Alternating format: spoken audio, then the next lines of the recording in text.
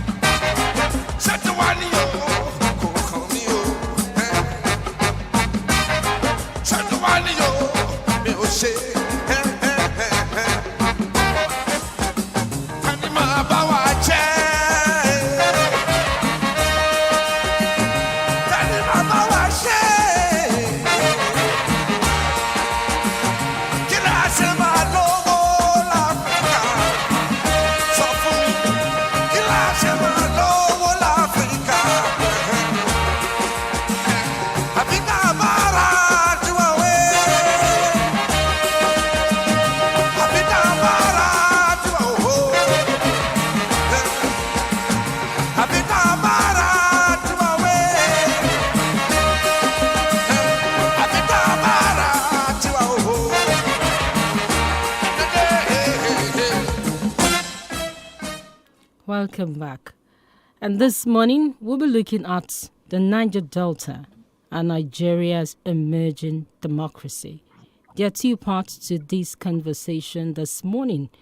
We'll be looking at Nigeria's emerging democracy, especially given the time, and the second part of this conversation will look at development in the Niger Delta region.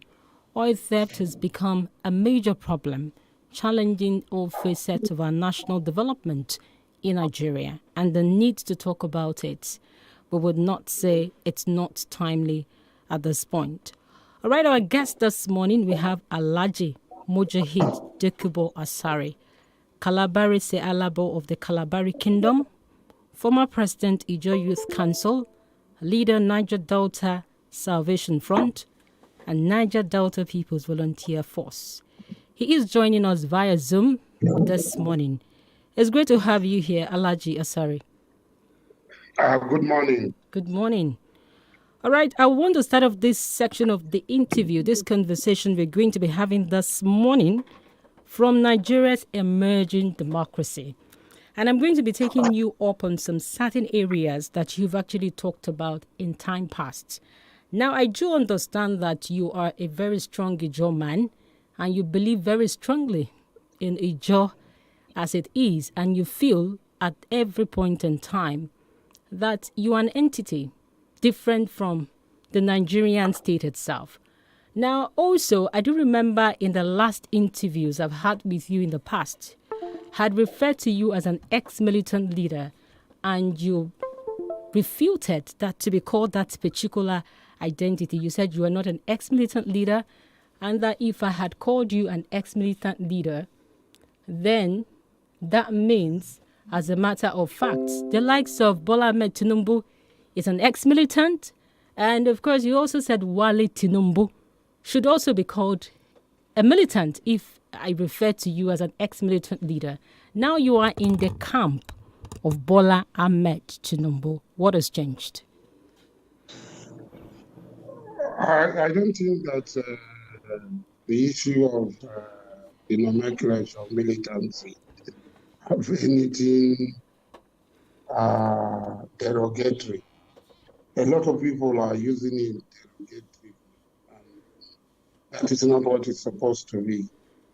Militants are people who go against the activities of individuals and government that are not accordant with moral standard and internationally accepted practice. What brought about the Niger Delta struggle is very simple. Nigeria refused to follow Alhaji Asari Dokubo, I'm picking you up on the new emerging democracy. You said you never believed. I'm coming. We're talking about the democratic tenets of the country. Okay. There should be measures. There should be a measures. You have to connect. So what happened in Niger Delta, what is happening in Nigeria, is the inability of government to follow what is right. So what has changed? Have you changed that principle? No. I've never had any problem or disagreement with Ahmed Bola Tinubu. I've always been with Ahmed Bola Tinubu from SDP to AD to the period of Nadeko. My records are very clear. But that was not the case in time past, because I had that interview with you, and you had an issue. When I said Ahmed Bola Tinubu should be called a militant, it was not in a derogatory sense. It was so because what sense does that make? It was not in a derogatory sense. Anybody who had known me know that I am very, very close to Ahmed Bola Tinubu. I had been in Ahmed Bola Tinubu's campaign. I had been with him in Osun State. I had been with him in Ondo State. I've been with him in Ekiti State. I've been with him in Edo State in all the struggle to reclaim the mandate of the AC governors and ACN governors. So it was not in a derogatory sense. It's in the sense that he was in the trenches. And so everybody who was in the trenches, who was fighting, will be called a militant. But if militancy is derogatory, then I am not part of it. Now, before I introduce you to a member of the panelists this morning, let me just take you up on this. You also do not believe in the concept Nigeria, and you will not also take it that Ijaw Council or Ijaw people, it's more or less a constituent of the Nigerian state. You feel that calling Nigeria what it is doesn't represent the interest of the Ijaw people, the Shekiris, and a number of those coming from the Niger Delta region. You are one person who believes in secession. Now, you are also planning to support Ahmed Tinubu for the next elections. You know, how do we reconcile this?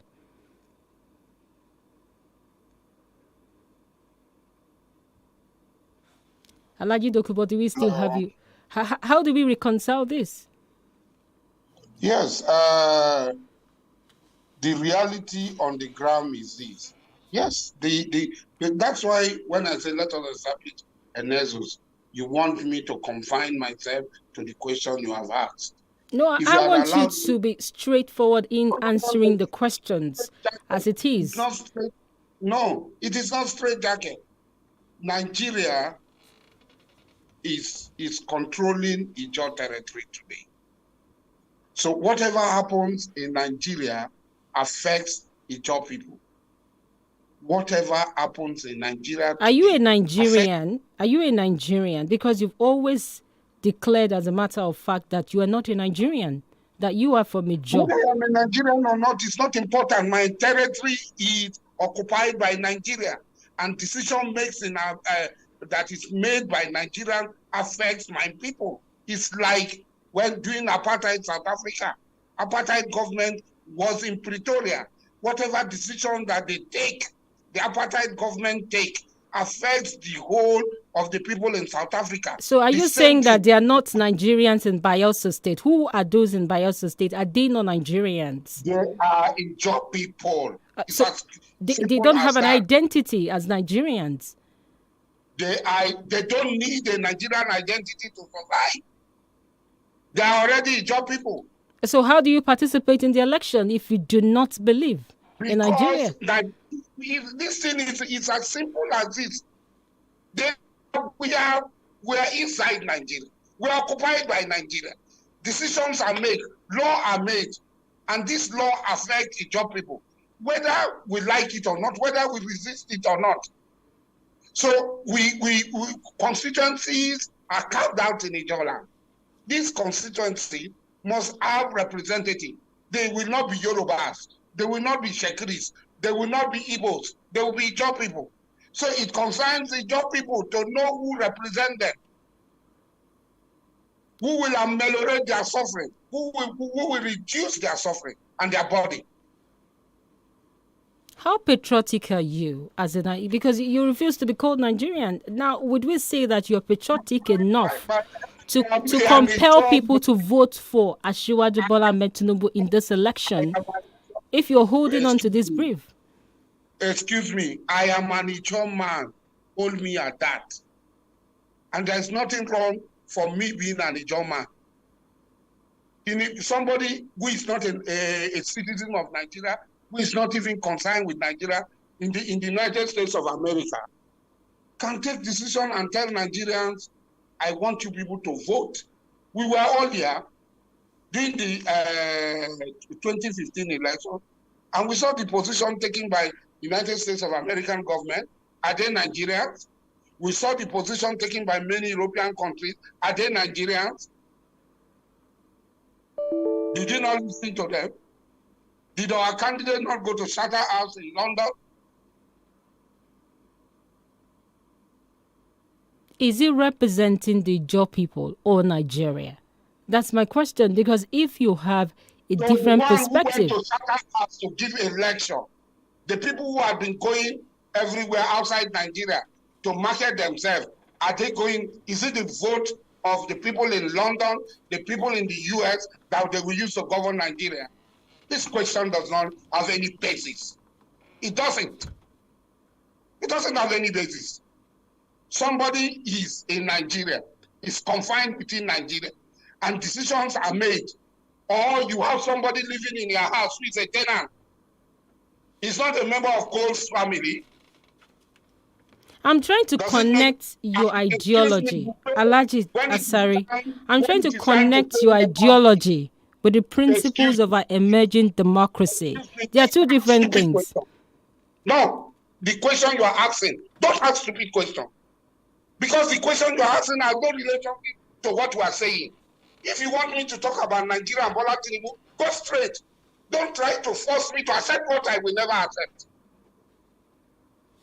It's wrong and it's immoral. So, I have told you I am an Ijaw man. There's no dispute about it. All right, Alhaji Asari Dokubo, I had to make this clear because people are seeing you in two shades here, as a matter of fact. And now it's more or less like you are a man struggling for the interest of the Ijaw people. And at the same time, you're also saying that you've said in the past that you believe that each state should be on their own as an entity, just like the Ijaw people. And now you said that. Okay. Don't put something words or statement that I've never made. What I said, Ijaw is not a state. Ijaw is a nation. Ijaw is a natural nation. It's not a state. There are Ijaws in Ondo State. There are Ijaws in Edo State. that are just in Delta, Bayelsa, Rivers, Akwa Ibom, and Cameroon. Ijaw is a nation. It is not a state. I've never said so. All right, Alhaji Asari Dokubo, let's look at, before I introduce the panelists. Odua Republic. Excuse me. There are Yoruba people fighting for Odua Republic.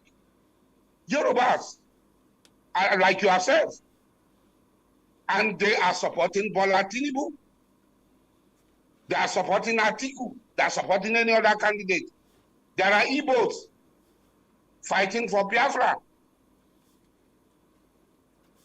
That does not make us preclude us or disqualify us from talking about our interest when we see that this person will be better, it will ameliorate our situation better than the other. All right, before I introduce one of our panelists already in the studios this morning, let me also ask you some few questions on Peter Obi. You actually have a number of things to say about him. And of course, you do not believe, will I say, holistically in his campaign to become the president of Nigeria. You know, why is this your stance against the Peter Obi movement itself to actually lead the country in 2023? Peter Obi is a scam. Peter Obi is a scam. And I said we want to go into deeper economic throes. Then we talk about Peter Obi. Let's just take Peter Obi was governor of 8 years. Ahmed Tinubu was governor of 8 years. Let's us juxtapose them. Kwankwaso was governor of 8 years in Kano. Let us put them side by side. And let us make the comparison. What makes Peter Obi? Peter Obi is not even qualified when you put it, because I would put Atiku. Atiku had never exercised executive power. He was just vice president. And vice president does not give him executive power. Executive power rests in the hands of Olusegun Obasanjo, who was president. So we take these three people who were former governors and we put them side by side and we compare them. So the P2B movement is a total scam. It has no credit or a credible platform on which to stand. All right, before I ask you for facts and evidence against the particular word you use, scam, there must be some evidence.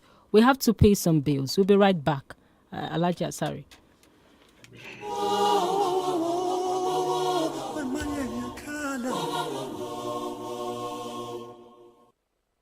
Safa sapeli sizwe simnyama Iwasafa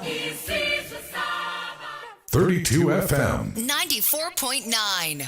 àdúrà gbogbo ẹ̀dá ni pé kárẹ́ni tó mọ̀nà bá rìnrìn àjò oríire àbájọ tí ọ̀pọ̀lọpọ̀ fi ń kọrin ọpẹ́ lórí ìrìn àjò wọn pẹ̀lú Design Bricks. iléeṣẹ́ Design Bricks ti tún wá yọ bí ọjọ́ gẹ́gẹ́ bí ìṣe wọn láti mú kí ìdùnnú ọ̀tún ṣubú layọ̀ lásìkò pọ̀pọ̀ sísìn ọdún yìí. ìdí rèé tí wọ́n fi ṣàgbékalẹ̀ Design Bricks Christmas and New Year Extraordinary Fiesta.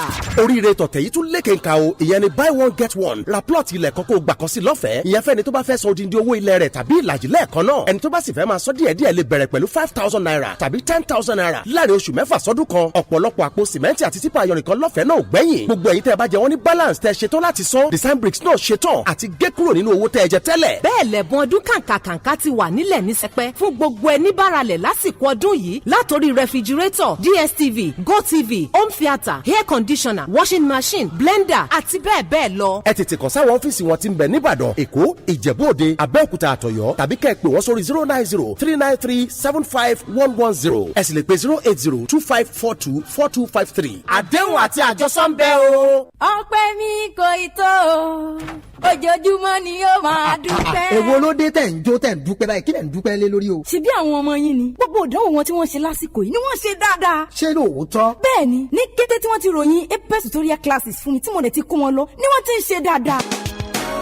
láti jẹ́ kàn mọ̀ tí inú ò ṣàṣeyọrí bí àwọn ọmọ tèmi nínú ìdánwò UTME post UTME WAEC NECO lọ́dún 2023 Apex tutorial classes ní kẹ́ẹ̀kọ́ wọn lọ ètò ẹ̀kọ́ àárọ̀ wà bẹ́ẹ̀ làwọn tí wọ́n bá ráyè lè wá jókòó gbọ́ ẹ̀kọ́ tiwọn lọ́sàn-án ìforúkọsílẹ̀ tún ti ètò ẹ̀kọ́ ti bẹ̀rẹ̀ ní Apex tutorial classes ẹ kàn sí wa ní adjacent welfare hospital Old Ife Road Ìbàdàn àti ní ẹ̀gbẹ́ mobile filling station UI Ọjọ́ Road Ìbàdàn His Grace Plaza opposite Èrúwà Mutapa Ẹlẹ́yẹlé Ìbàdàn àti ní Mazak petrol station Oríta Apẹ̀rẹ̀ Ìbàdàn 0817-202-7411 0805-085-4922 Apex tutorial classes ọ̀gá ni wá láàrin àwọn tí ń fún àwọn akẹ́kọ̀ọ́ ní ìgbáradì fún ìdánwò wọn.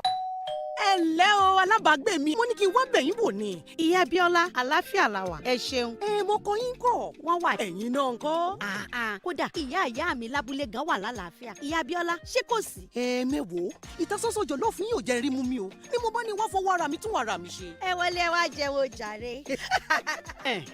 àgbẹ̀ ìyẹ̀fun ìsẹ̀bẹ̀ ọ̀ngá jọ̀lọ́ọ̀fù tuntun dé o. ohun ìsẹ̀bẹ̀ tó ń fúnrẹ́sì jọ̀lọ́ọ̀fù yín lójúlówó adùn àti ìtasọ́sọ́ jọ̀lọ́ọ̀fù tí ò ṣeé kọ̀ sílẹ̀. Onga, Mama's helping hand. ẹ̀yin tèmi báwo ni o ṣe wá. bá a ṣe ń bojú wẹ̀yìn tá à ń rí yín ló ń wú wa lórí ẹ̀yin lẹ wà ń bẹ̀ táwa fi ń dẹmọ fakọsí milẹ̀ngbẹ̀ dábìrà ìtẹ̀lé àti àròtì yín lójúpọ̀ ìbánidọ́rẹ̀ẹ́ wa gbogbo lọ́pàá ìtẹ̀síwájú wa ẹ̀yin tí a lórí Facebook àríyìn ẹ̀ dúró re ẹ̀yin tí Instagram ẹ gbáyì lórí Twitter ẹ wálẹ̀ ẹ̀yin tí YouTube ẹ fòró wíwà ń bẹ̀ ẹ̀yin ṣeyebíye sí wa kílẹ̀ yín tẹ̀ ń gbé gànà wòrán dúró dè ẹ darapọ̀ mọ́ wa láwọn ojúpọ̀ ayélujára wa gbogbo pẹ̀lú 32FM 949 Ìbàdàn 32FM 949 Ìbàdàn àdúpẹ́ o iyì yín pọ̀ lọ́dọ̀ wa bí iyanrìn òkun ó pọ̀ yẹ́yẹ́. aṣọ pọ̀ tó yìí.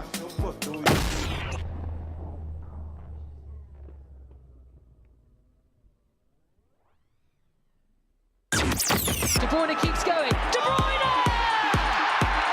ṣètò bá máa ta pàràpàdé kò lè ta lálábí ata ẹgbẹ́ ni làgúnyẹ ewùrà fún lọ́rọ̀ máa dà lópin ọ̀sẹ̀ yìí níbi tí Julian Lopetegui ó ti máa dà á lẹ́tùsà pẹ̀lú ikọ̀ Manchester United oṣù kẹta ọdún ìlànìwọ̀ ti gbòde kan nípa wípé Julian Lopetegui ni yóò gba ìṣàkóso lórúkọ Manchester United kíkiní ọ̀hún tó wá padà bọ́ sọ́wọ́ Erik ten Hag Lopetegui gba ìṣàkóso Wolverhampton Wanderers tán ní ayò bá yí padà sọ́wọ́ àwọn ìkókò ajẹgúnjẹran ikọ̀ Gilliam ló kọ́ foríko nínú díje ife ìyẹ́ EPL tí a bá ti náà gbẹ́lẹ́ fọrùn rọ́ pẹ̀lú àwọn tí Nuri tómi ní pápá ìṣeré Goodison Park agbọ́n Lopetegui ti ń sẹ́ kójú ológun United máa wú kóńgbà lókù torí Lopetegui lolùkọ́ni àkọ́kọ́ tí ó kọ́ borí ìfẹsẹ̀wọnsẹ̀ àkọ́kọ́ fún ikọ̀ Wolverhampton Wanderers láti ọdún 1978 ìpàdé lórí àdè lọ́jọ́ àbámẹ́ta ọ̀sẹ̀ yìí níbi tí ikọ̀ ìjọ ti máa fi èdè Yorùbá yí kọ́mẹ́ntì láta fún ìgbádùn tẹrú tọmọ àfàìmọ̀ kọ́rọ̀ náà má dìjà kó má dà á pọn ẹ̀ta kìlógbà tó máa ti ka dí ìgboro ló máa da ikọ̀ dí.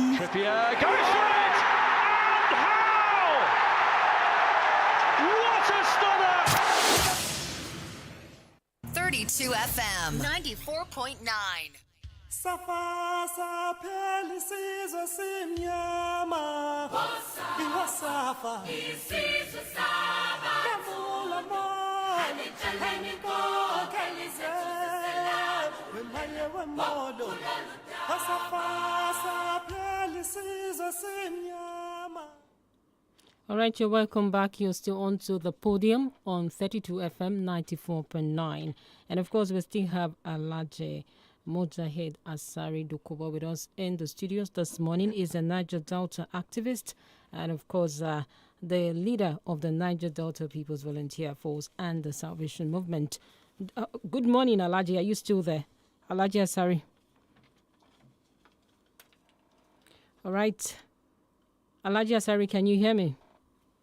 I'm hearing you. Okay. Are you hearing me? Yes, I can hear you. Now, you indeed said that the Peter Obi movement to become the president in 2023 is a scam. What are the evidence that you have to actually say this categorically? As I'm speaking with you, I'm in Saudi Arabia. If you leave Saudi Arabia and come back the next day, the next month, you see manifest development changes. Peter Obi was governor of Anambra State for 8 years. The internally generated revenue of Anambra State was increased by just 17% in 8 years. Ingige, who was there before him, who was removed because he was not they said it's a stolen mandate, grew Anambra IGR by over 1,000%. P2B left it at 8 point something billion a year.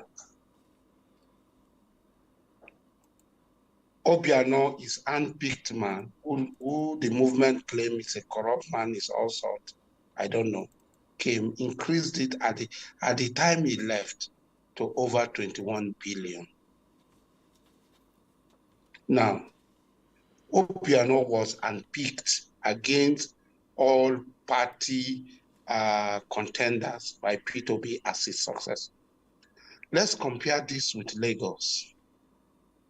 There is this argument that Lagos IGR was 600 when Ahmed Bola Tinubu came in.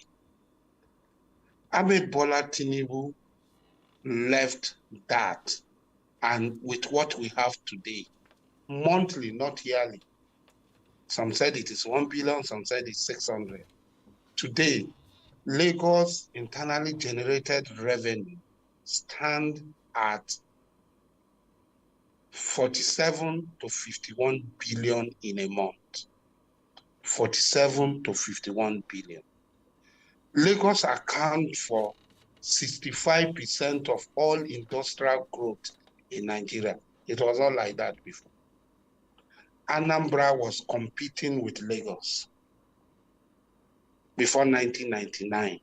Anambra was competing with Lagos in industrial growth. Today, Lagos accounts for 65% of manufacturing and industrial growth in Nigeria. Lagos accounts for over almost 70% or more than 70% of all other non-oil revenue that accrue to Nigeria. These facts are there. Lagos accounts for all these. Somebody laid the foundation. And Ahmed Bola Tinubu laid the foundation. P2B failed woefully. He added just 1 billion in 8 years to internally generated revenue of Anambra State. Just 1 billion. We are talking of 1 billion to 51 billion in a year in Lagos. Lagos is light age ahead of all other states, including the federal government. Lagos can stand on its own. If today, this oil Nigeria is not as Lagos can stand like Singapore. Lagos can stand like Macau, like Hong Kong.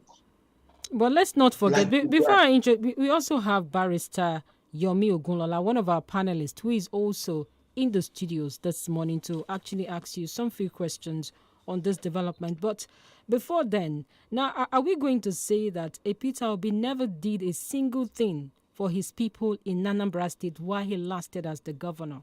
Is that what this is all about? Is that what the conclusion? It is not commensurate. What P2B did is not commensurate with what is expected of the performance of a governor. P2B was an underperforming governor. He underperformed. He was a failure in Anambra State. All right, let me have Barrister Ogunlola join us in this conversation. Good morning, Barrister. Yes, good morning. Good morning. Mujahideen. My brother, how now? Now, so you just forget me. Oh, it's been so many years, my brother. After Gotel, you don't even remember me again. No, I go inside creek now. Anyway, it's so good. I don't reach Abuja until last year, and now I start to go Abuja. Wonderful. It's so good to have you on board. Now, Mujahideen, I'm going to take you up on the very last question you answered. And I am asking, is it fair to compare Lagos with Anambra, considering the fact that Lagos has been an economic hub of the nation for quite a while, blessed with a seaport. For instance, majority of the companies that operate in Nigeria would rather site their headquarters in Lagos and not Anambra, all of which add up to what Lagos is making as its internally generated revenue. And Ashiwaju, that you have mentioned, was governor between 1999 and 2007. In 1999, the IGR of Lagos was 600 million naira. As at 2007, when he left, the IGR was 6.7 billion naira. So the question I am asking is, are you being fair comparing Lagos, a cosmopolitan city, with an Anambra, which is just an emerging metropolitan, if it is a city in terms of their performances? Are you being fair? My dear brother, Lagos was a sick city state. A sick city state. Lagos was a junkyard in 1999. The crime rate, everything in Lagos was sickening. And all of us are aware. We must tell ourselves the truth. Now, Anambra was a rural and peaceful state. You must know that Onitsha is the biggest market in the whole of Africa before independence of 1960. Onitsha was the biggest market. Onitsha had the biggest market. Today, after Oka became capital, Inewi joined. So they have, in that Anambra corridor, you have Onitsha, you have Oka, you have Inewi. These are economic gold mines. Everybody from across West Africa go to this market to buy. Most of the things imported, it's like a Dubai. Anambra is like a Dubai. They go to these markets to go and buy. Like me, from my village in Ijola, they go to Onitsha to go and buy things. All spare parts are bought from Inewi. Now, it's the foundation. Why was Lagos different before 1999? There was no will for change. Ahmed Bola Tinubu came. He had the will to change. He assembled a team, and this team went to work, and this team is still working. It is Ahmed Bola Tinubu's legacy that has continued to endure and persevere in Lagos today. Okay, Mujahideen, yes. please permit me to interject. Because No problem. I would really want to take you up on some of these things you are saying. But first, let me ask you, are you a Democrat? Yes, I am. Good. Now, how would you feel, or how would you have felt if the kind of hold, because you are saying now that Tinubu laid the foundation for Lagos. I will never ever agree with you, being a born and bred in Lagos, and I know the efforts of the past military administrations in Lagos. I know the efforts of particularly our father, Kayode Lateef Jakonde, and all that he did. I know the crime rate or the crime level in Lagos before the ascension of the Agberos, which was introduced by Tinubu. But where I am going is, we're asking you whether you are a Democrat. How would you have felt if, for instance, Peter Obi, when he gained control of Anambra, continued to this day dictating the pace of development in Anambra, who gets what, where, when, and how, as it is done in Lagos. If you are a Democrat, would you have agreed to such happening in Anambra as it happens now in Lagos, as a Democrat?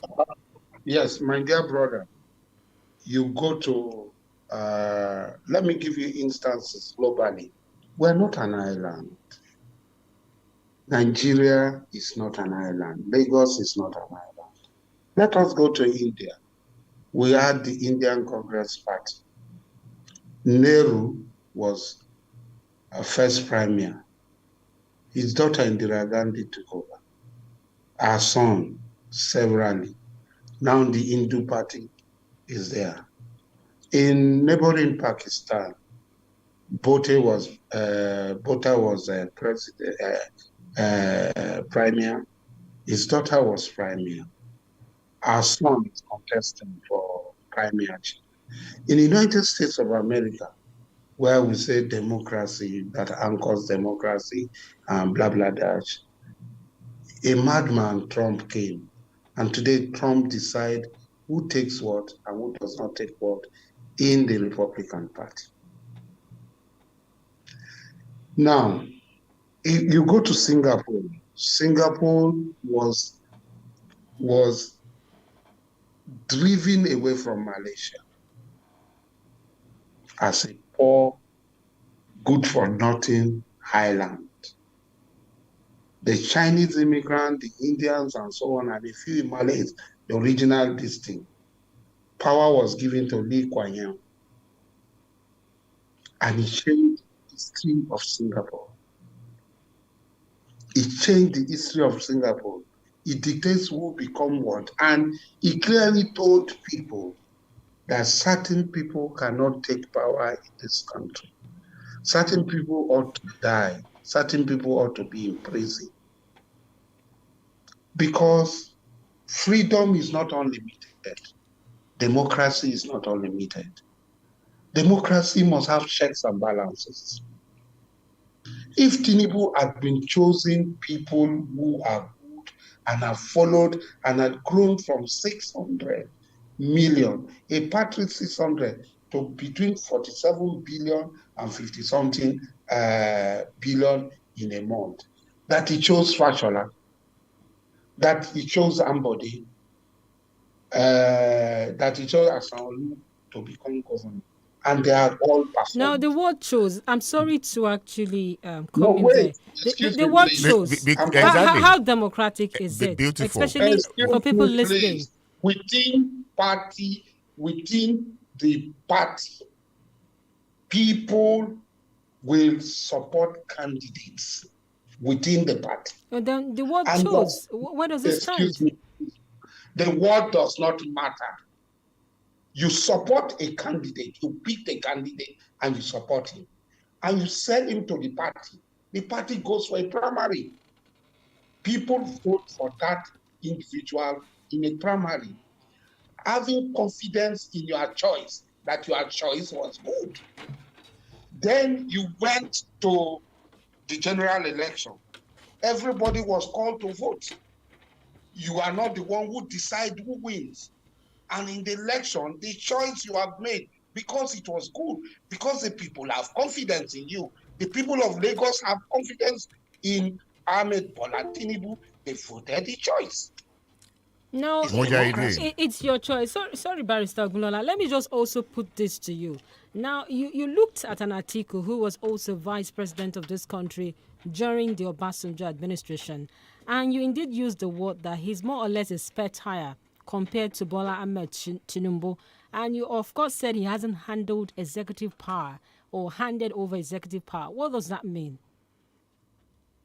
Executive powers give you the power in Nigeria to decide life, to give life and to even make people die. Executive power in Nigeria is dictatorial. We saw it in Olusegun Obasanjo. We're seeing it in Rivers State, Wike, and every other person. Atiku did not have the chance to have monopoly of that power. In fact, Atiku was to be impeached. Atiku official residence was taken away from him. So Atiku did not have the power that Bola Tinubu exercised, or P2P exercised, or Kwankonso exercised. So in this, for me, there are three top runners. And these three top runners, Ahmed Bola Tinubu, Atiku, and Kwankonso, they are the three main runners. Maybe P2P will be a distant fourth. Now, P2P, if you look at all of them, Atiku did not exercise executive power. And it would be unfair to equate Atiku with these people who had executive power, who decide who becomes commissioner, who decide who become permanent secretary, who decide who handle the post, who handle finance, and so on. What project is cited in this particular place or not. Whatever Atiku wanted in that government is at the pleasure of a dictator. Mujahideen. Who was the dictator passenger? Yes, Mujahideen. Yes. I thank God for the history we have together. Both of us fought gallantly during the years of the PDP administration, and we fought for good governance. We fought for values. We fought for ethics in governance. And I know that we both fought also against the third-term agenda of Olusegun Obasanjo. But you appear to be justifying this unending reign of one man over the affairs of Lagos. That consistency really bothers me, because it appears you are speaking from both sides of the mouth, the Mujahideen that I have always known and the Mujahideen that is here supporting what majority of the people believe to be the emasculation of the freedom of the people of Lagos, the right of the people of Lagos, to choose their leaders. Because we know that the way it operates in Lagos, people are beating in line using the Agberu philosophy. So it really beats me. That's where I am having this issue with your support. All right, before you go ahead, Alhaji Asari, we have to pay some bills. We'll be right back shortly. $32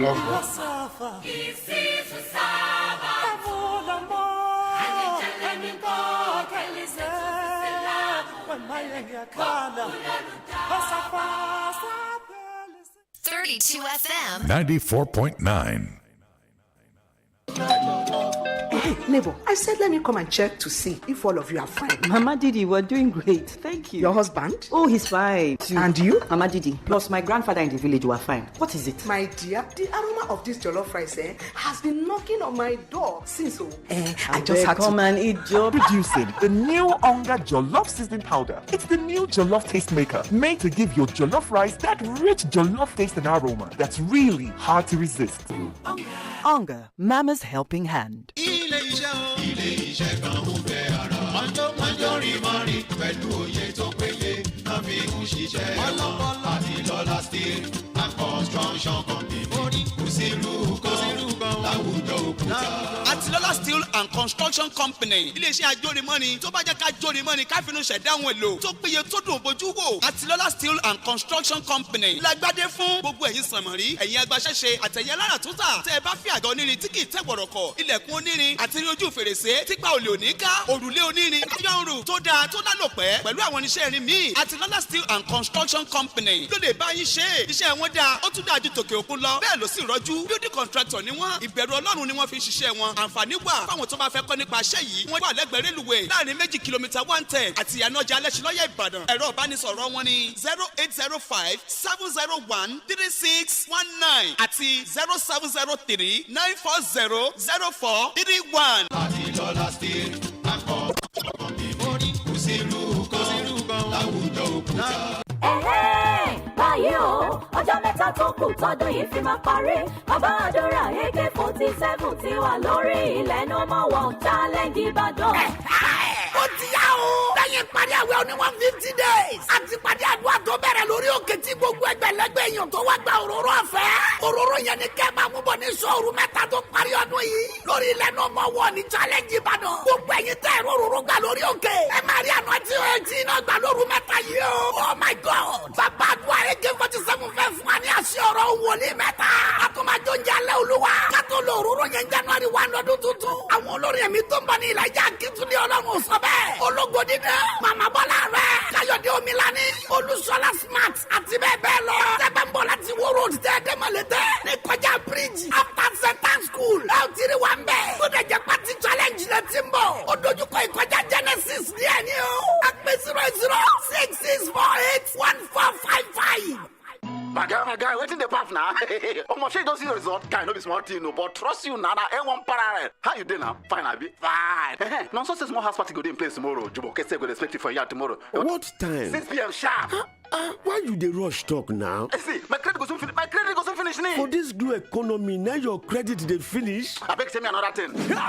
Gas speedometer. No need to dey rush your call. Buy Glow SIM, and when you submit your NIN, then go first sama you up to free 20,000 naira for voice and data. And when you can't even subscribe to Glow, 11 kobo per second. Now to the make calls for as low as 11 kobo per second to all networks. It dey available to new and existing subscribers. Terms and conditions dey shall. Glow Unlimited.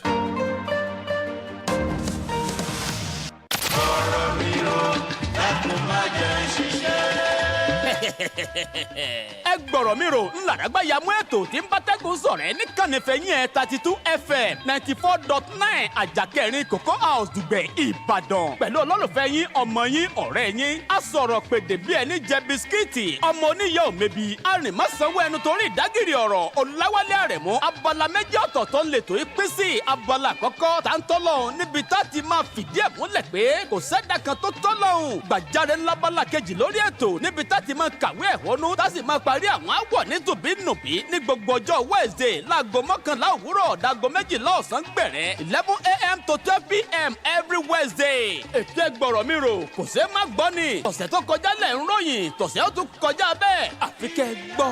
balẹ̀ olúwa gbọ́rọ̀ mi rò dákun má jẹ́ ṣiṣẹ́. 32 FM 94.9.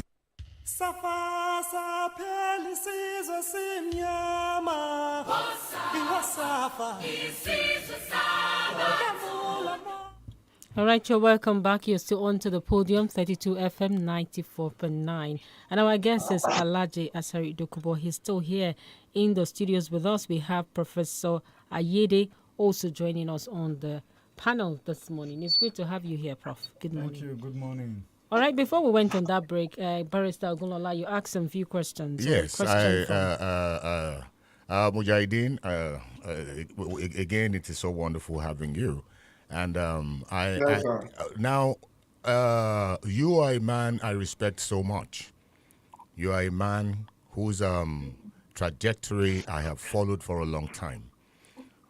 We have fought side by side too, not in the creeks though. That is your special area. But you are somebody who has always fought for justice, who has fought for equity, who has fought for fairness, who has fought for our cherished values and ethics.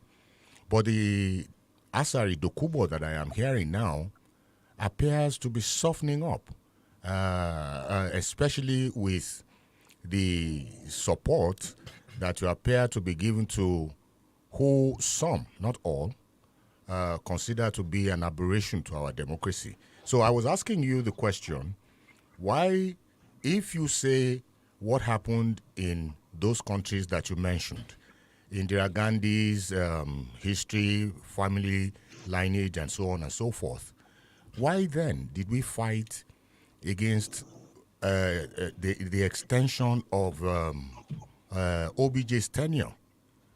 Why do we continue to fight the hegemony of the northern elites if you say that it is a good thing in a sense, bringing in Singapore, India, and the rest of the countries that you mentioned? Sir, democracy is the greatest good for the greatest number of people. A people living under 600 million economy.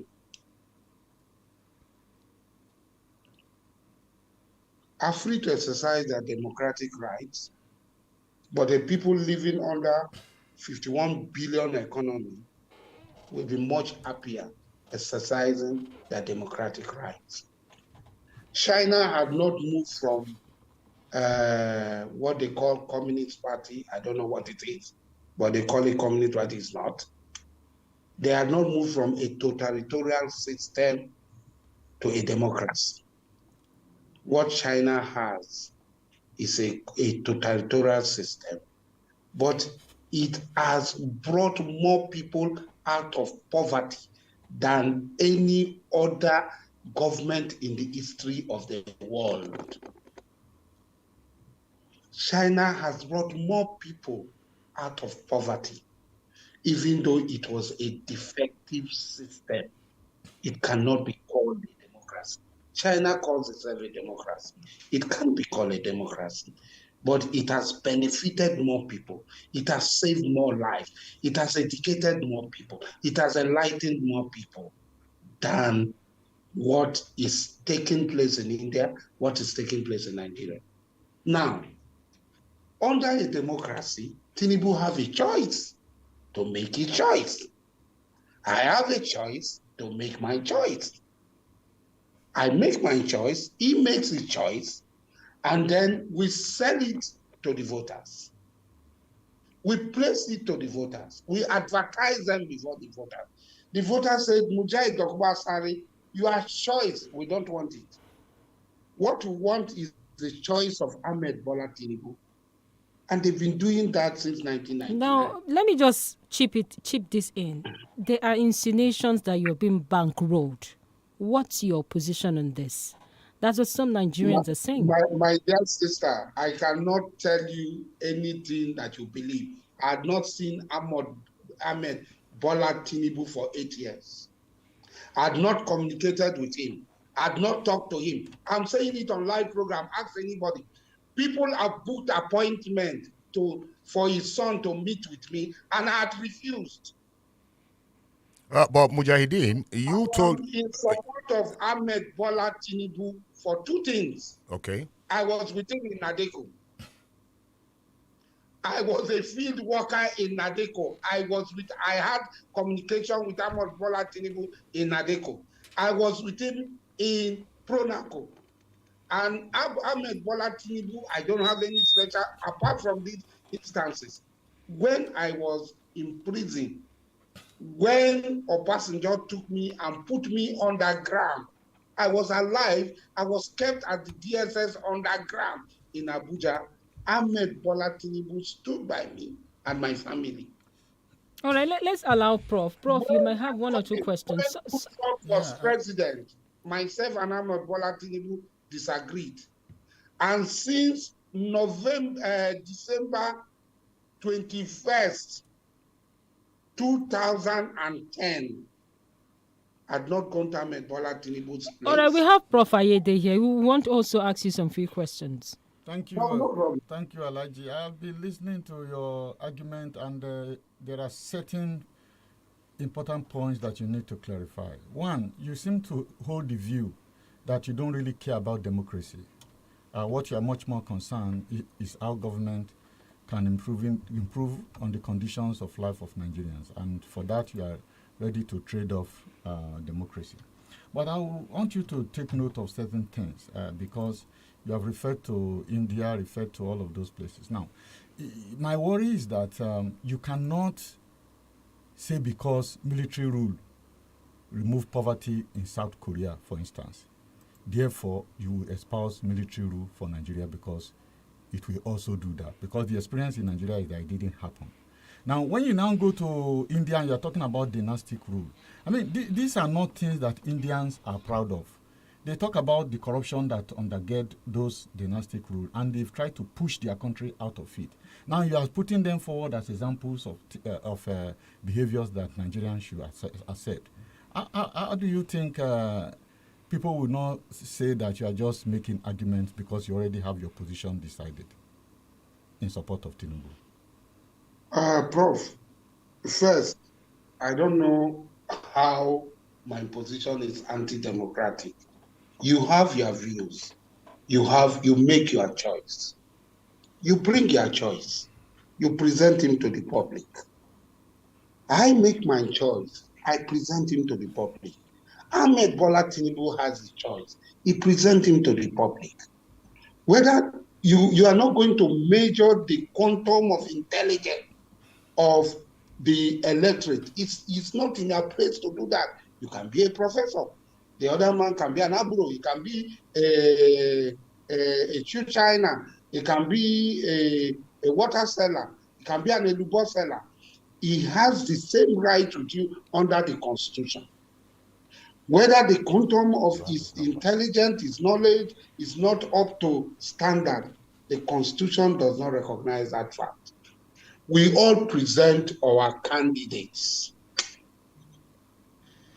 and they reject your own and reject my own and say the one we want is the one presented by Ahmed Bola Tinubu.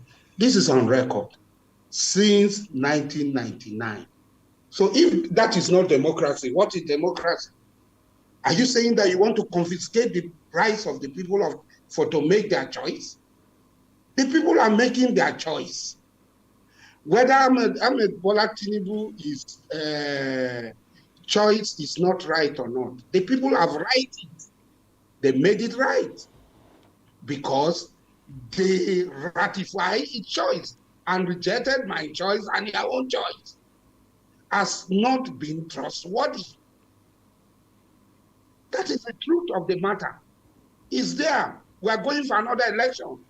If the people say Ahmed Bola Tinubu, if you disagree with Ahmed Bola Tinubu's choice, bring your choice. Present it to the people. Let the people decide. They are the Democrats. They are the electorate. They are the ones who make decisions, not me and you. You have one vote, I have one vote. Ahmed Bola Tinubu has one vote. Okay. You have a voice that is more than one vote. That's actually the point. That's why you are on this show now. What is that? You have a voice. I mean, people are listening to you. They hear you. You can sway their opinion. And we're just saying... That is what I am telling you. The people are swayed by Ahmed Bola Tinubu's argument and presentation, and they align with his choice. And Mujahideen, and you with what you have seen, you believe that the people are actually making that choice, or they are being forced to make that choice, given what we have seen in terms of intimidation of voters, buying of voters. We see quite a number of that, happening. Do you consider those things to be a part of democracy? I mean, the buying of votes, intimidation of voters, and so on and so forth. Many of these things that we hear going on in our democracy. The questions I ask is this. Are you going to decide for the people? You believe that over 15 million people in Lagos, Ahmed Bola Tinubu, just one man, intimidates them, cajoles them.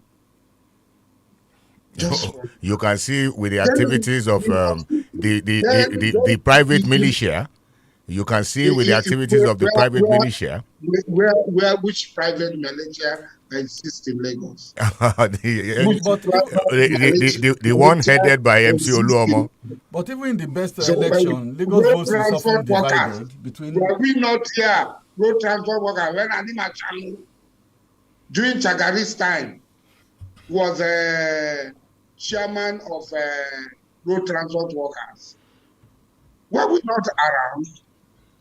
All right, I guess at this point, sorry, Alhaji Asari, our viewers or our listeners here, as a matter of fact, and those watching on Facebook and on Instagram and on YouTube, you can join us if you have the opportunity to join us on Facebook, 32, that's 32 FM 949 Ibadan. That's on Facebook, and on YouTube, 32 FM 949 as well, Ibadan, and also Instagram, 32 FM 949 Ibadan, so that you can also follow this particular conversation itself. We have to move to the second part of these discussions to also allow the people ask a few questions. Now we will look at the Niger Delta region. Your struggle has always been about fair share of oil revenue a long time ago. I don't know, are you still on that path? I am not even for fair share. I have never talked about fair share of oil revenue. I believe that the oil and all the resources underneath the ground of the job people and others belong to them. And they have exclusive right to manage it for themselves and for their own good. That's my belief. So you don't believe in the PIB? 100%. You don't believe in the PIB? I don't believe in it. You can't make laws for people who own their own resources. This is apartheid of the highest order. This is wrong. You sit down in Abuja to make laws for a people on their resources? Wow. What sort of evil is that? But then, Mujahideen, you are now supporting a candidate to go and head that machinery in Abuja. Are you foreseeing a possible change in yes? And I don't think you have negotiated with him on that. Barrister. Yes. I think we have discussed this, and I thought it had been laid to rest. Okay. A job is still within Nigeria. Okay. And you have to look of the best among the evils. Okay. Which one is better than the other? Okay. Are you going to choose somebody who will come and take all the monies? Go to United Arab Emirates, come to Saudi Arabia and in the city of Jeddah. You see all the things they are doing. All that transformation that is going on. Exactly. Now, you ask yourself, all the stories we hear about corruption in this country, why has it not affected their growth? Or some people simply, even those who are corrupt, what magic do they do? The rich people in Nigeria, do they own anything? Do you see any physical something they own? I don't see. I go to Dubai and I see somebody owning, an individual owns a 50-story building. An individual owns this, own that. An individual owns massive malls. So these individuals in Nigeria who have been stealing this money, where does the money go? Now, to the Niger Delta region still, the oil theft has been a major headache for President Muhammadu Buhari. And he's saying that several billions of naira have been stolen as a way of, by the way of not being able to account for the number of oil that actually disappears. Now, recently we also had Tompolo been given a contract by the federal government to do much more of surveillance of the pipelines. Now, if we put all of this together, what do you think is responsible for oil theft, especially coming from that region? Mujahideen, before you answer that question, I think I have something to add to it so that you can take it all together. No problem. Okay. Now, you have been at loggerheads with the Minister of State for Petroleum Resources, that's Temipre Silva. Government, Ekpe Mupolo, also known as Tompolo, the leader of MEND, and beneficiary of the federal government pipeline surveillance contract, and indeed the federal government, in defense of the Kalabari territory in Rivers State. Nigerians have applauded the efforts of Tompolo following revelations of illegal pipelines used in sabotaging the oil economics of Nigeria. So, may I ask why you are in opposition of what most well-meaning Nigerians consider long overdue? So you can take those two questions together. First, my opposition to oil theft is anchored on the fact that it causes greater environmental degradation. In taking this oil, these people cause greater environmental degradation, and they bring sorrow and suffering to our people. They destroy the economy of the German, the livelihood of the German. The German is primarily a fisherman. And when they carry out these activities, the residue of whatever they do, they pour it into the sea. The seas are there are no fishing. And in most Ijaw communities, you can't have water to drink.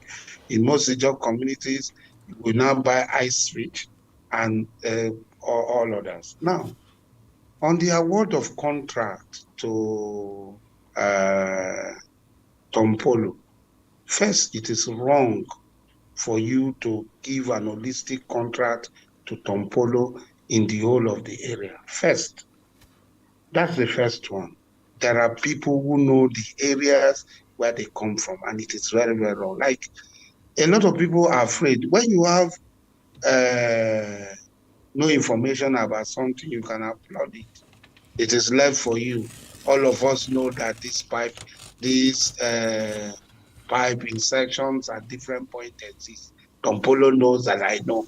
And before Tompolo discovered them, immediately he was awarded. Go to Arise TV. I granted an interview and I stated these things that are happening. The pipes, the vessel that come to load, and so on. I stated them on Arise. I stated them on Channel. Before the opening week, they started discovering this thing. But that's not the truth. All of us know, we know the truth. Tompolo was awarded the contract. I am a product of the John Nation. The John Nation provided a platform on which I became what I am today. I became president of the Ijaw Youth Council. I rose from vice president, deputy president, to become president of the second president of the Ijaw Youth Council. It's a platform that the John Nation gave me. Now, under the late Yadua, I'm sorry to come in here. Under the late Yadua administration, okay. I'm coming. The John Nation gave me that platform. And the John Nation assembled, the John National Congress, the Ijaw Youth Council, everybody, with the governor of Bayelsa State, and said, don't fight this thing. They've taken a decision. They gave. Yeah, okay, they gave it an adjournment. So don't fight. So I'd forgotten about it, and I don't want to comment on it any further because it is the John Nation that I belong to that made me who I am, that has taken, whether the decision was right or wrong, I cannot go against it. Now, for the plight of the Niger Deltans, part of it has always been this struggle to actually be recognized for the kind of resources that come from this region. And now, under the late Yadua administration, there was a concept of amnesty. And now, some militants, like we had it then, had to actually bring down or submit their rifles and their weapons. Now, what's your take on the amnesty and how much more has it been able to ameliorate some of the sufferings coming from the Niger Delta region, looking back to what has happened? The amnesty program was a bribe. It was a bribe. Yaradua decided to criminalize everybody. He was a good man. I met him severally.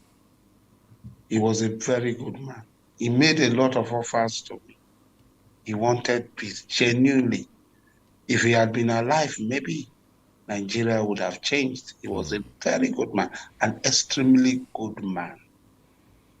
I met with him severally, and I told him, you cannot criminalize us by saying you want to grant amnesty. It's unknown to Nigerian law. What is known to Nigerian law is that if somebody commits a crime, you put in nolli prosecute. If the person had been convicted, you give him prerogative of mercy. Now, you cannot stay somewhere and criminalize everybody and say you are granting amnesty to people. To who? I refuse to take the amnesty. But let us come back to the amnesty. At the amnesty L, it's like scratching the surface of the skin. The amnesty had helped. The amnesty had trained doctors. It has trained engineers. It has trained lawyers.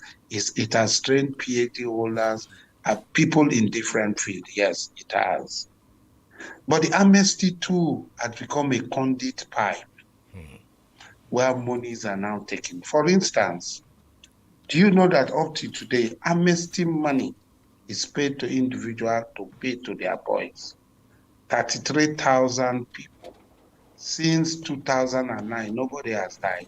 And so were you doubting, as a matter of fact, what Kingsley Kuku did at that particular office? Do you have issues with that? No, Kingsley Kuku and Timi Alaibi, they did excellently well. It is after Kingsley Kuku and Timi Alaibi that we have this this problem. There's so much problem. Kingsley Kuku and Timi Alaibi, they did excellently well. I'm telling you, because I know the number of people that were sent to be trained, the number of people that have returned, the number of people that are doing well. Some of them are even becoming professors today. Kingsley Kuku and Timi Alaibi did that.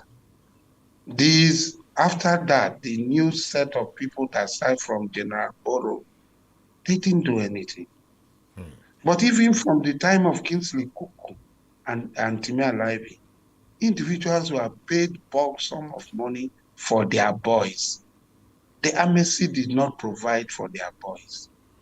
There must be people, the government must be courageous enough to identify the real beneficiaries and pay them. If they do that, they will save 50 to 60% of the money they are paying on stipends, which can be redirected to education and training. And then they should remove that tag amnesty and militancy and throw it open for every Niger Delta who is ready to acquire skill, who is ready to go to school, who is ready to do something to better their life, than to target with this as militancy, as this, as agitator. No. A few people carried gun. They did not carry gun for themselves. We carried gun on behalf of the people. And I am not boasting. Nobody had the number that I have. The number of people that I have, nobody had that number. But I refused to take amnesty. So majority of my followers, members of Niger Delta People Volunteer Force and Salvation Front did not take the amnesty. But some of them did. Some of them did. No, some of them not under our platform. They can go into MEND, they can go, but our platform, we went to court. We did not take the amnesty. Did the court ever listen to you when you went to court? Yeah. Whether they listen, that is Nigeria. Whether they listen to us or not, it's on record that we were the Federal High Court.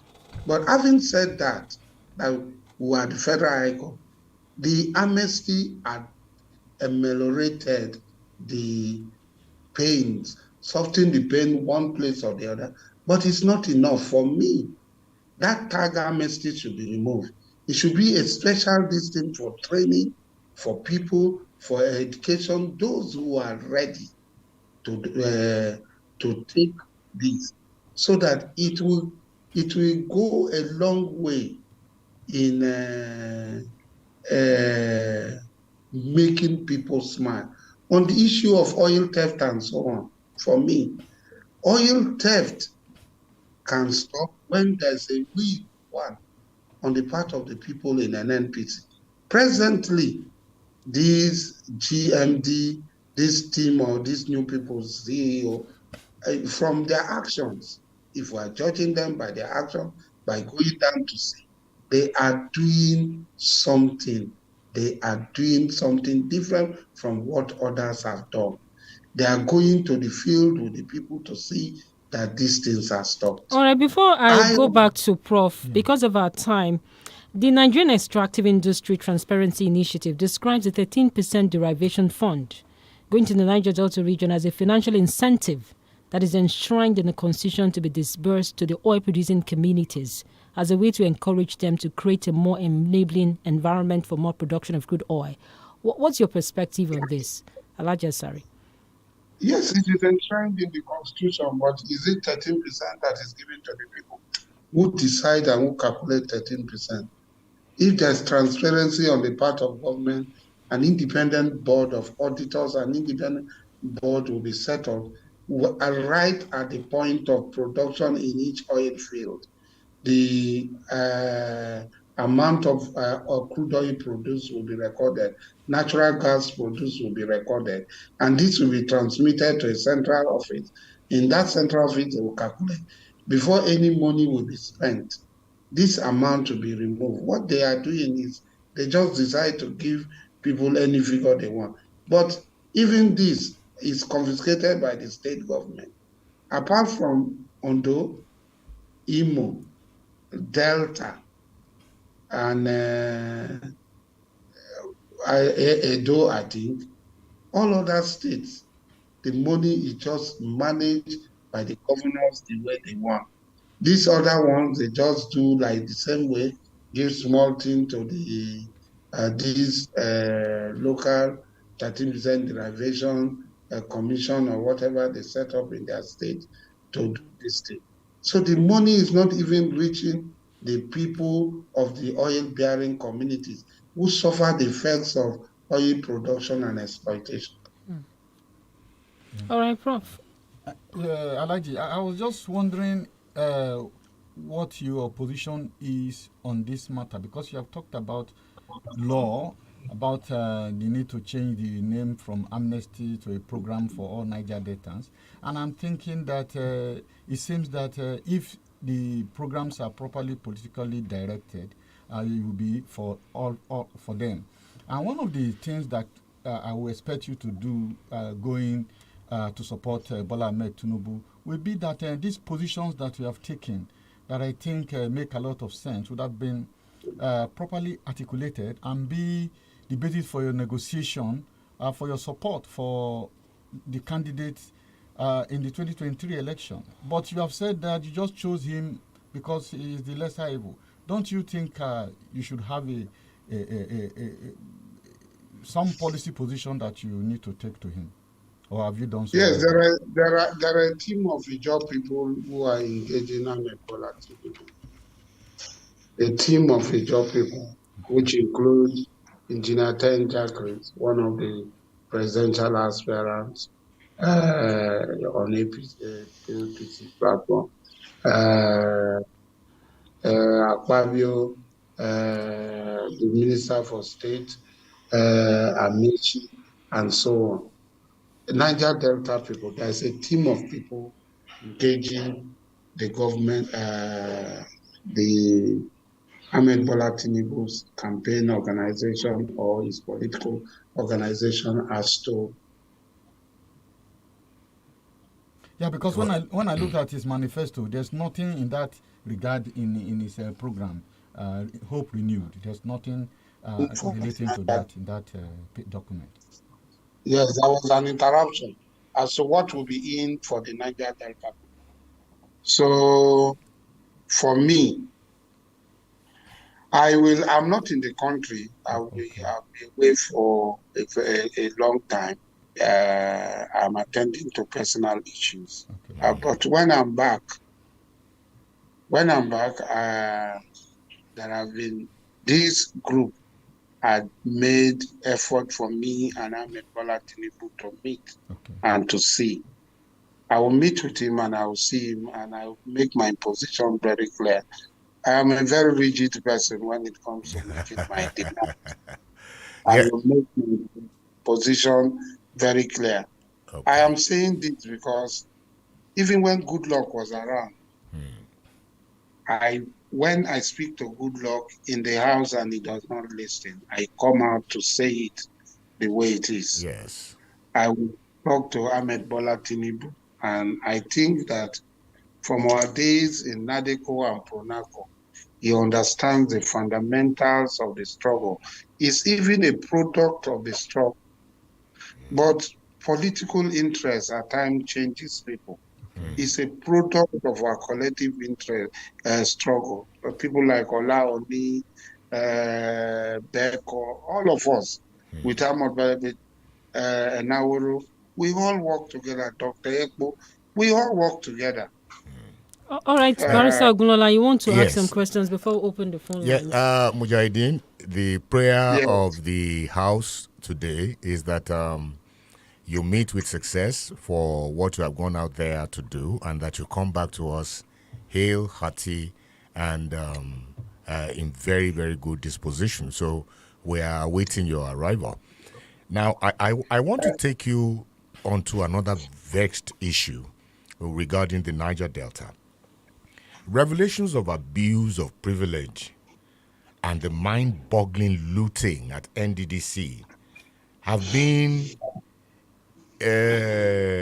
another source of worry to concerned Nigerians, especially when the supposed beneficiaries of the NDDC initiative continue to live below the poverty line despite the huge investments in the agency aimed at ameliorating the pains of the Niger Deltans.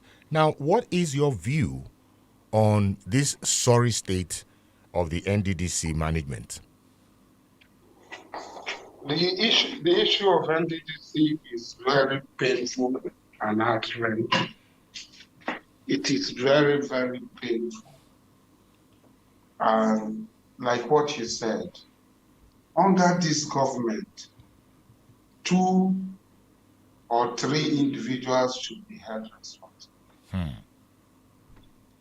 They are Rotimi Abechi, Goswin Akpabio, and Omar Gige, the deputy Senate President.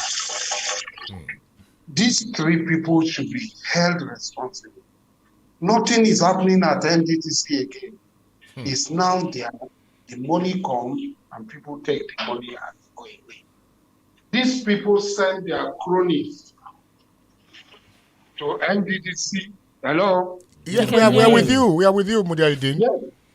Yes, I'm saying it with all sense of regret that we fought. These people, and people celebrate them, these 3 individuals send their cronies to NDDC. And they go to NDDC and they loot. Omar Gege is just joining the club. He was not there.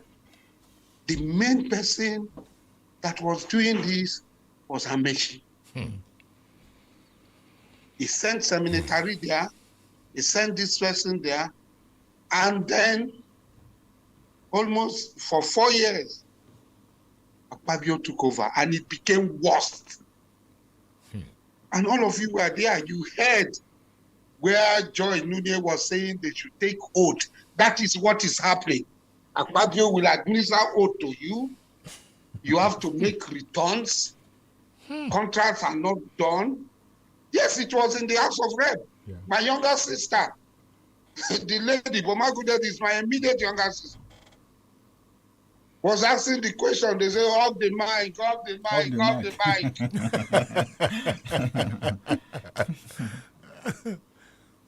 Yes, it's what doing Akpabio. I made you there was some sort of being careful. All this thing was thrown to the wind under Akpabio. This thing. Till today, it's robbery that was going on. Now, Omar Gege are joined. They now appoint people with Timipri Silva at the sideline. These 4 men, now Omar Gege and Timipri Silva are in government. They are the people making decisions. With Ayade, who is now a PDP, APC governor in Cross River. Cross River is not. These people are the people who takes decision, and even against the law establishing NDDC. The law establishing NDDC did not talk about sole administrators, did not talk about this. It talks of a board, and it is well spelled out. But the government did not have any respect for the laws establishing NDDC. Nobody can do us anything. And there's a deliberate bar in the North, hatred in the North NDDC. They want to kill NDDC. So they allow it. So every emir send a note. Every big man in the North send a note. And when they go to the sole administrator or whatever, who is not appointed by law, whose tenure is not regulated by law, the person obliged, he gives out this contract, and this contract is not done. Let me give you an example. In my small... I'm sorry, we have to cut you a little bit. We have to pay some bills. We'll come back on that. You will bring the examples when we come back. This is interesting. No problem. Hey, neighbor, I said let me come and check to see if all of you are fine. Mama Didi, we're doing great. Thank you. Your husband? Oh, he's fine. And you? Mama Didi, plus my grandfather in the village were fine. What is it? My dear, the aroma of this jollof rice has been knocking on my door since I just had come and eat job. Producing the new Onga Jollof Seasoning Powder. It's the new jollof taste maker, made to give your jollof rice that rich jollof taste and aroma that's really hard to resist. Onga, Mama's helping hand. De Bruyne keeps going. De Bruyne!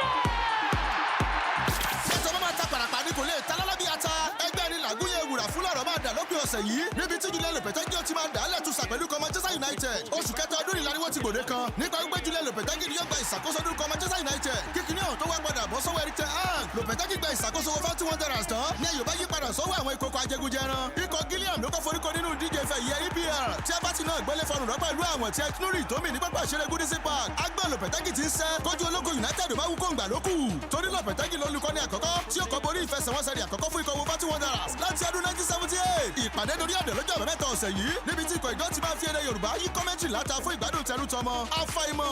ọ̀rọ̀ mi ò dákun má jẹ́ ṣiṣẹ́.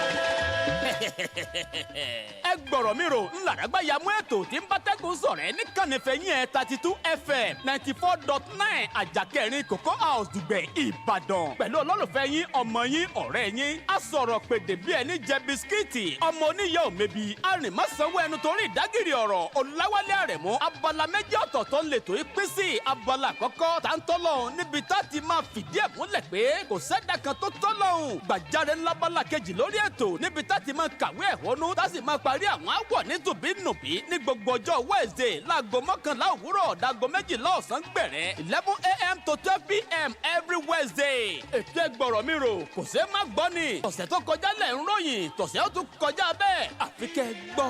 balẹ̀ Olúwa ọ̀rọ̀ mi ò dákun má jẹ́ ṣiṣẹ́. Safasa pelisizo simnyama Iwasafa Isizo saba Kemula mo Anitaleniko Kelize All right, you're welcome back. You're still on to 32 FM 94.9 and the program is The Podium. You can join us on our social media platforms on Facebook, 32FM, 32FM 949 Ibadan. And on YouTube, 32FM 949 Ibadan as well. And also at Instagram, 32FM 949 Ibadan. We still have Alhaji Mujahid Dokubo Asari with us in the studio, a Niger Delta activist.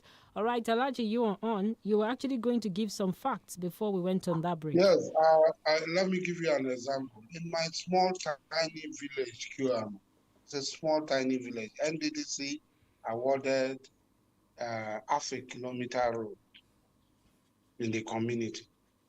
And the contract was awarded to an honorable member from Kano State or so. Wow. And the man does not know where Kiama is. It's over 1 year, the man had not suffered. Hey. The contract had been awarded, part of the money had been paid. As I'm talking to you, we have been looking for the man. My sister, who is in the House of Rep, had told she will meet the man he traveled, is not well.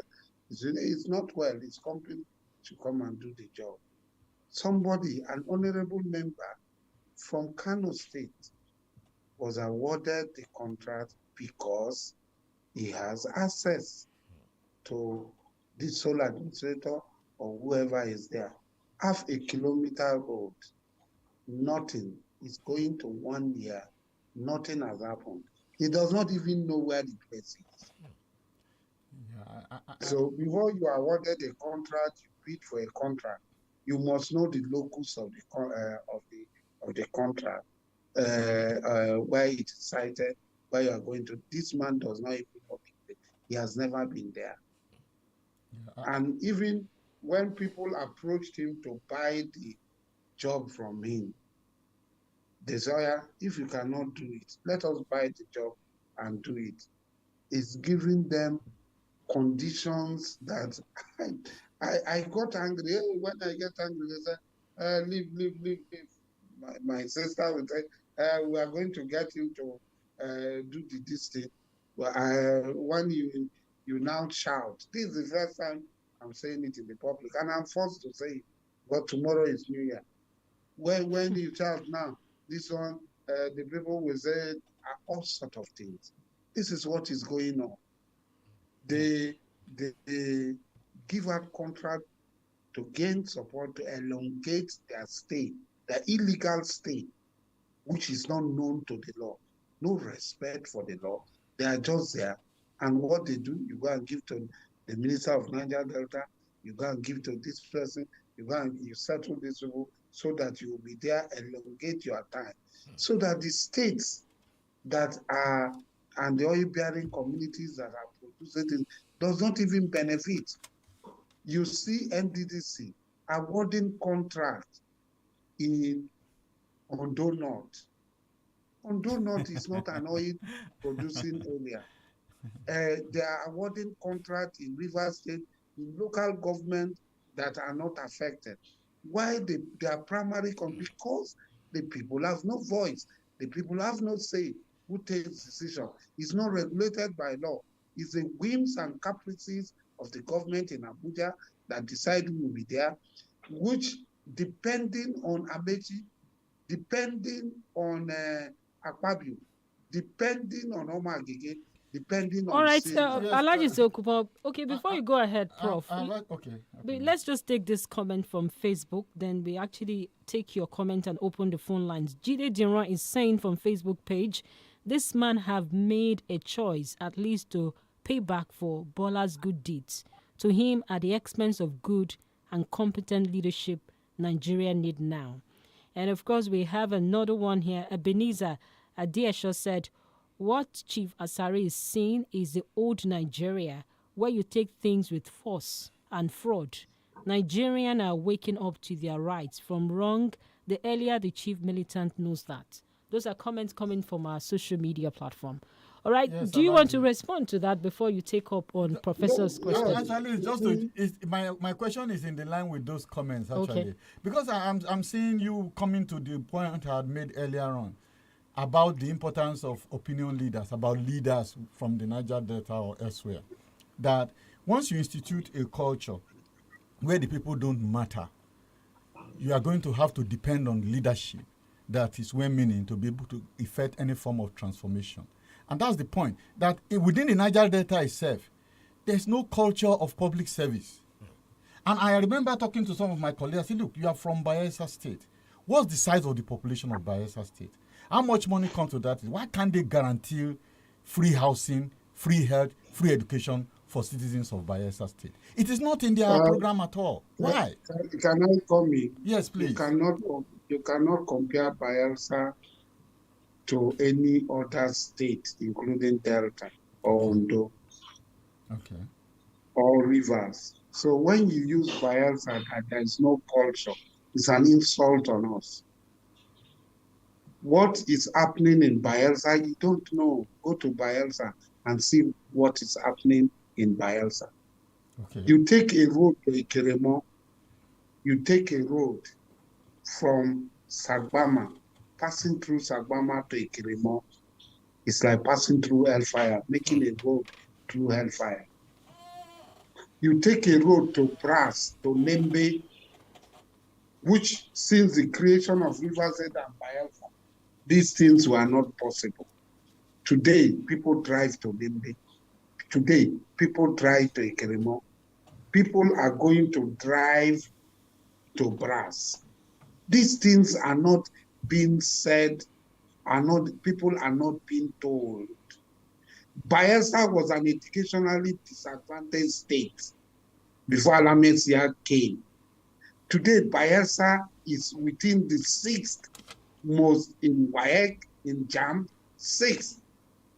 Bayelsa and Rivers Delta are among the 6 states. Before it was Oyo, it was Lagos, it was Imo, it was Anambra. But today, these people are common. Even at the National Sports Festival,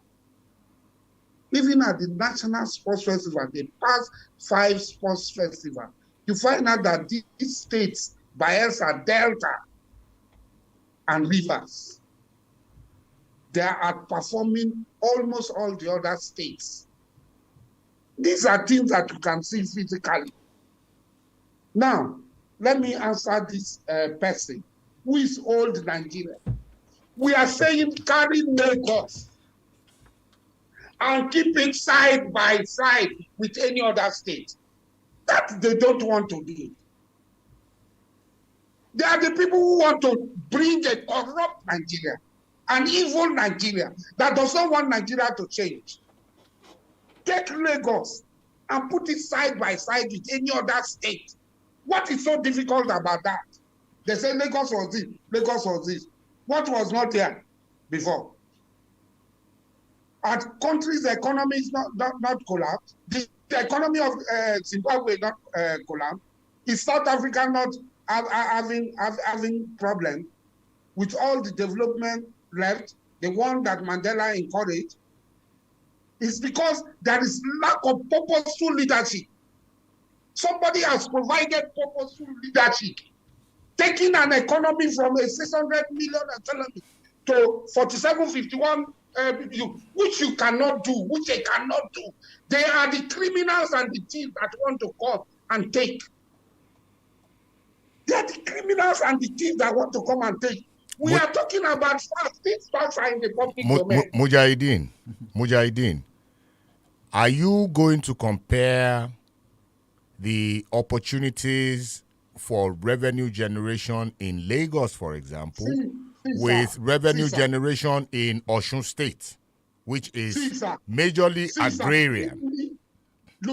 Give me Lagos, give me Osun State.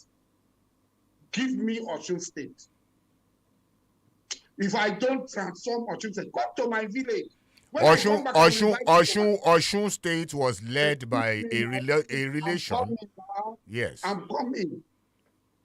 When I come back from my trip, I will invite you to my community, my small community. When you see my community, I will take you to all the communities around my community, 20 to 30 communities, free of charge at my expense. After that, you come and give your assessment of what is happening in my small community. There must be a will for change. Yes. There must be a will for development. So if the people do not have the will to do things in a different way from the way things had been done, if people are not thinking out of the box, if somebody cannot stay and think about a co-Atlantic city, if somebody cannot sit down and think about independent power source, if somebody cannot think of internal train network, if somebody cannot think of BRT. No, Mujahideen, you see, and that is why, We have to pay some bills. Yes. Barrister, we have to go on this break. We have to go on this break and pay this bills. Tinubu was behind the administration that has just gone out of Osun State.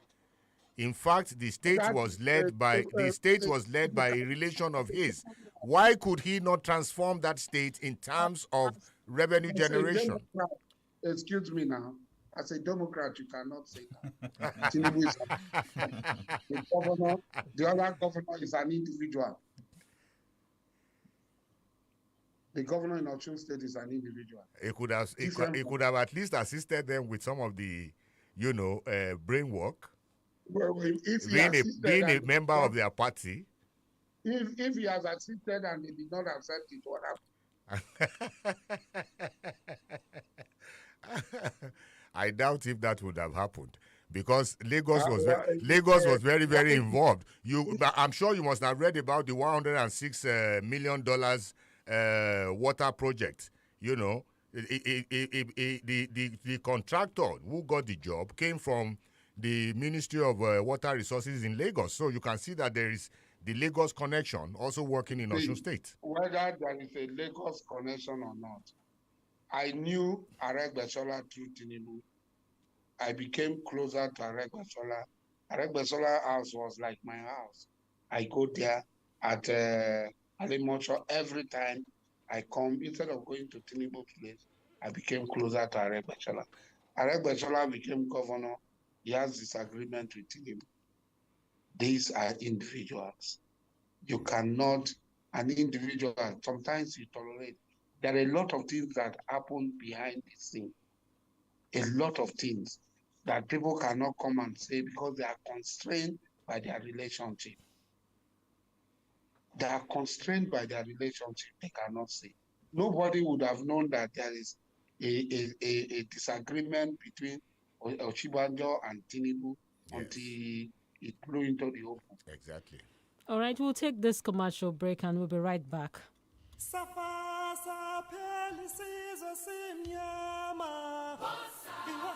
Ege. Cameroon kì í ṣe orílẹ̀-èdè tó sábà máa ń host ẹgbẹ́ ilẹ̀ káwa ó gbà ni. wọ́n dẹ̀ mọ àwọn oníbàárà àwọn tá máa fi gbà. àwọn wo nìyẹn. ẹ jẹ́ a máa sọ̀rọ̀ lọ.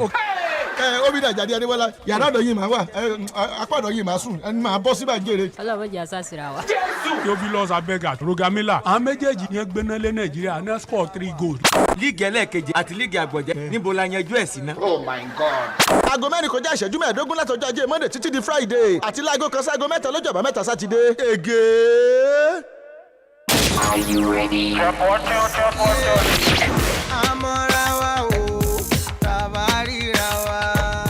When we look at the horizon, we see our followers. And as we keep looking, we are inspired to keep moving.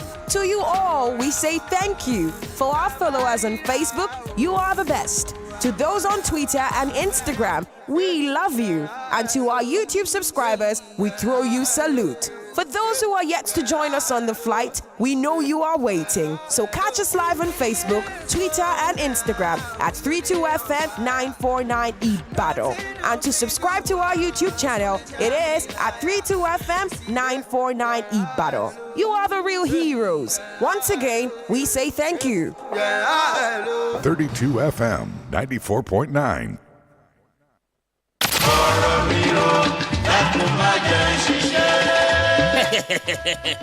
ẹ gbọ́rọ̀ mi rò ńlárágbá yamú ètò tí ń bá tẹ́gùn sọ̀rọ̀ ẹ níkànnì fẹ̀yìn ẹ̀ 32 FM 94.9 àjàkẹ́rin Cocoa House Dùgbẹ̀ Ìbàdàn pẹ̀lú olólùfẹ́ yín ọmọ yín ọ̀rẹ́ yín a sọ̀rọ̀ pèdè bí ẹni jẹ bisikíìtì ọmọ oníyẹ òmebi arìnmọ́sánwó ẹnu torí ìdágìrì ọ̀rọ̀ Ọláwálé Àrẹ̀mú abala méjì ọ̀tọ̀ọ̀tọ̀ ń lètò ìpín sí abala àkọ́kọ́ táńtọ́lọ́hún níbi tá ti máa fìdí ẹ̀ múlẹ̀ pé kò sẹ́dá kan tó tọ́lọ́hún gbàjáre ńlá bala kejì lórí ètò níbi tá ti máa kàwé ẹ̀hónú tá sì máa parí àwọn àwọ̀ ní tùbínùbí ní gbogbo ọjọ́ Wednesday láago 11 òwúrọ̀ dáago 12 ọ̀sán gbẹ̀rẹ̀ 11 a.m. to 12 p.m. every Wednesday. ètò ẹgbọ̀rọ̀ mi rò kò ṣeé má gbọ́ ni tọ̀sẹ̀ tó kọjá lẹ̀ ń ròyìn tọ̀sẹ̀ ó tún kọjá bẹ́ẹ̀ àfi kẹ́ gbọ́. balẹ̀ Olúwa gbọ́rọ̀ mi rò dákun má jẹ́ ṣiṣẹ́. Safasa pelisizo simnyama Iwasafa Isizo saba Kavula mo Alichaleni ko Kelise Wemaye wemodo Safasa pelisizo simnyama Iwasafa All right, you're welcome back. It's still the Podium on 32 FM 949. And of course, you can still join us on our social media platforms on Facebook, 32 FM 949 Ibadan, and on YouTube, 32 FM 949 Ibadan. Also, the same for Instagram. We've been talking to Alhaji Mujahid Dokubo Asari, a Niger Delta activist. And now, right about now, we have to open the phone lines for our listeners to ask 1 or 2 questions and also make their contributions known this morning. The numbers are 070-550-949 or 080-970-949 for you to make your contributions on the program. The numbers again are 070-550-949 or 080-970-949 to also have you talk with us in this conversation this morning. All right, before we actually get our calls coming in, okay, we have a caller here. I wanted us to also look at this Sovereign National Conference because we're part of the 2014 conference, but then we have somebody here. Hello, good morning. Hello, good morning. Good morning to you. What's the name and where are you calling us from? This is John Olariwaju from Ogunpa. All right, please go ahead, John. My question to Alhaji Mujahid is, I read and I heard that he had a university the Benin Republic. As a Nigerian, can he tell us, because he's a lover of Niger Delta area, why can't he have a university? I don't know whether he has, but I just want to ask him that. Why can't he have a university in Niger Delta as a lover of the people of Niger Delta? All right, thank you so much, John. That he's talking about. And the second is this. Can he tell us the source of his wealth? I just want to know that one. Thank you and good morning. All right, thank you so much, John, for those questions. Alaji, I guess you got those questions. Yes, I established my school. A businessman decides the environment. Business is for profit, it's not for charity. Business is for profit, it's not for charity. And the source of wealth? You cannot ask me my source of wealth. Even the Constitution of Nigeria cannot compel me to disclose my source of wealth. I am a businessman. I'm 58 years plus. I'll be 59. So if I cannot at 59, and let me tell you, a lot of people don't know, for over 300 years, my family had been the dominant family where I come from. And go and check. My father was an So if you become the president or you're campaigning, if at all you try to, are you not going to disclose your source of wealth to Nigerians? I cannot disclose my source of wealth. I can only declare my assets. I am not compelled by any law to disclose my source of wealth.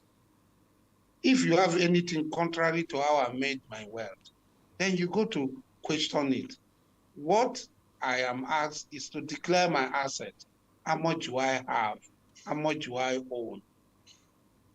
So my source of wealth is known to me, it's a secret, and his own source of wealth is a secret to him.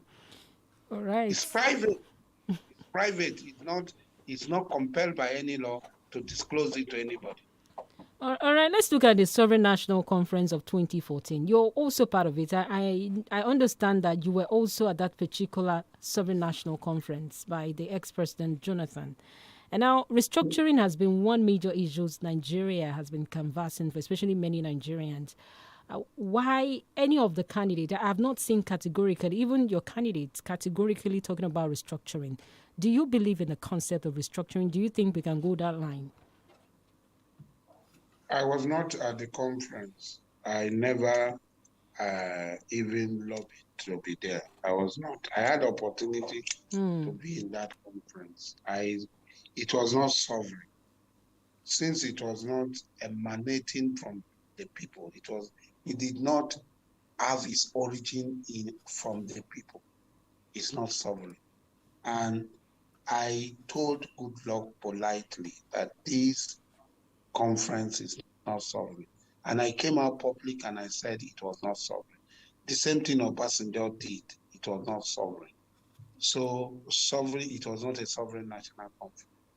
I don't believe in restructuring. I don't know what they are going to restructure. I had never talked about restructuring. What I talk about is the right of the people to decide. There should be a referendum. A referendum in each of the places, like what is happening in Quebec, like what is happening in Scotland. There should be a referendum. Let the people decide whether they want to be A or B. It is not a government that will appoint people to assemble them in Abuja and call it a sovereign national conference. It is not a democratic conference. It is nothing sovereign. It is not democratic. These were handpicked people by individuals who do not represent If my memory anybody. is not failing me, at that point in time, I knew as a matter of fact that you were part of those who were canvassing that conference must hold. And of course, you talked about the sovereignty of the country itself. No. And now, Maybe if my memory is not failing me. Maybe you are confusing me for somebody else. The conference I supported, Pronaco conference, I supported. I never supported Obasanjo or Goodluck conference because they do not originate from the people. They are not sovereign. They are not democratic. The people who gathered there were selected by individuals by the president, by governors to gather there. They do not represent the people. But referendum is not in our laws. A referendum is not in our laws, but referendum is not alien to Nigeria. Southern Cameroon had a referendum. British Cameroonian territory in Nigeria had a referendum. They were a mandate territory attached to Nigeria. They had a referendum. So referendum is not alien. See, the laws we have are the laws imposed by those who have the power to impose it. The constitution or whatever do not emanate from the people. It did not originate from the people. We, the people of Nigeria, at the preamble of this 1999 constitution is a fraud. No, we. It was Abubakar Abdul-Salam that made the constitution and gave it to us. So there is no we, it's a lie, it's a fraud. So the law we have allows to protect the hegemony in place today. The law we have are the laws to protect all the evil laws, all the things that are happening so that we cannot change. Let the law emanate from the people. It has not. Maybe one day the struggle will reach a point when the people will decide that these are the laws we want for ourselves. All right, for now, we have not. Okay, Alhaji Asari, let's take more questions from our listeners this morning. The numbers again are 070-55,949, or you could call 080-970-949. And also, Alhaji Asari Dokubo is still our guest on the program this morning. It's the Podium, coming to you from 32 FM 94.9. And of course, the numbers again are 070-55,949 or 080-970-949. All right, we still have Barrister Ogunlola. You might also want to chip one or two things, so you have questions for him.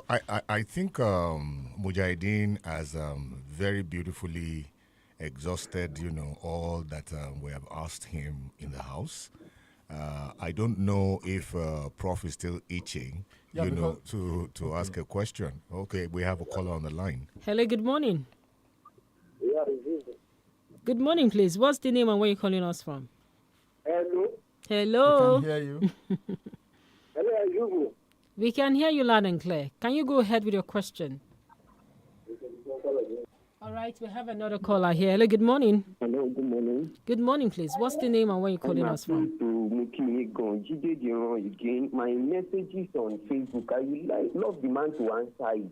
And again, this Nigeria is a scam.